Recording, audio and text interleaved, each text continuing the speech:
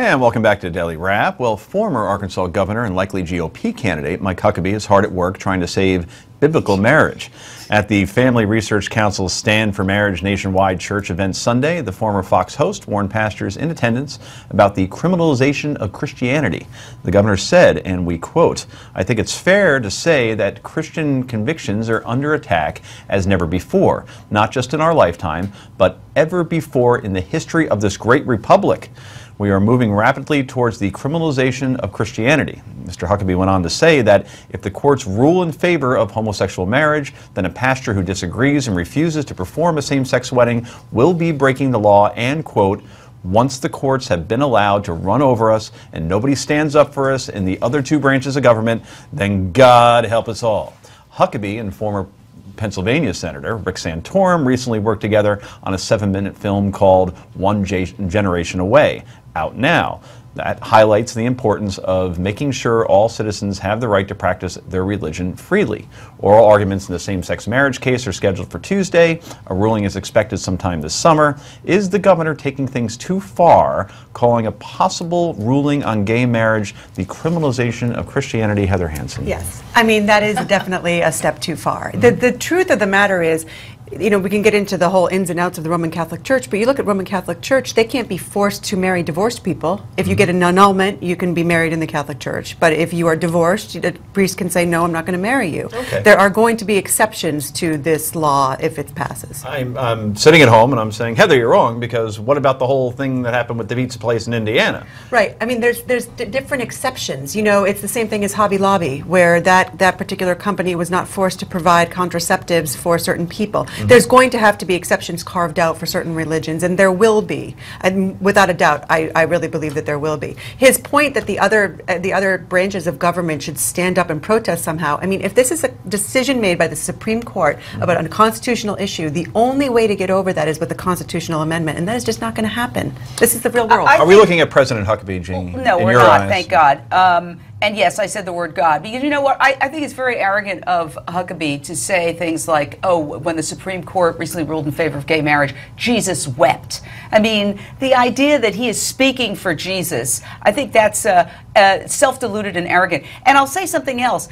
He says, I'm not a homophobe. At the same time, he's saying very homophobic things, comparing homosexuality to polygamy, bigamy, prostitution, even suicide. So very ugly words, but then a lack of any self-awareness. At least own it. If you're going to be that ugly, own it, Mr. Huckabee. Lisa.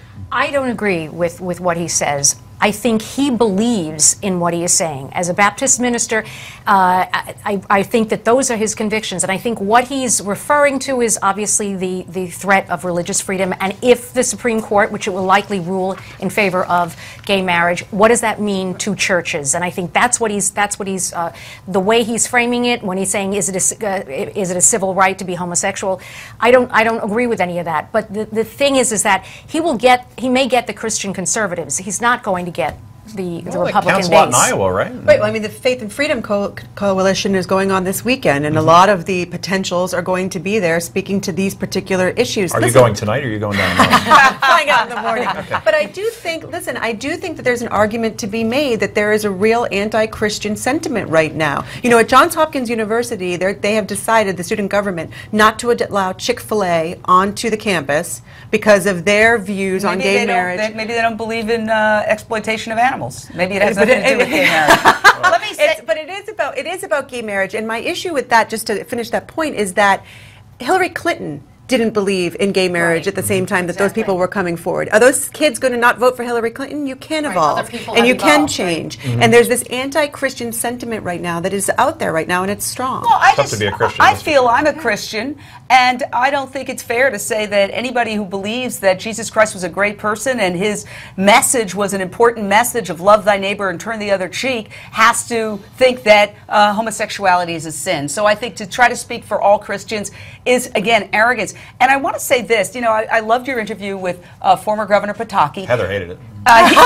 He's a reasonable guy. You know, he wants fiscal responsibility. He wants to cut back on welfare, but he also is progressive on social justice movements. That's exactly the kind of candidate we need. But they can't get through this twisted political process, which puts this little state, Iowa, with all the conservative Christians right there as the major stumbling block. I got to know who you'd vote for if it came down to Pataki or Hillary. Oh, my God. Commit.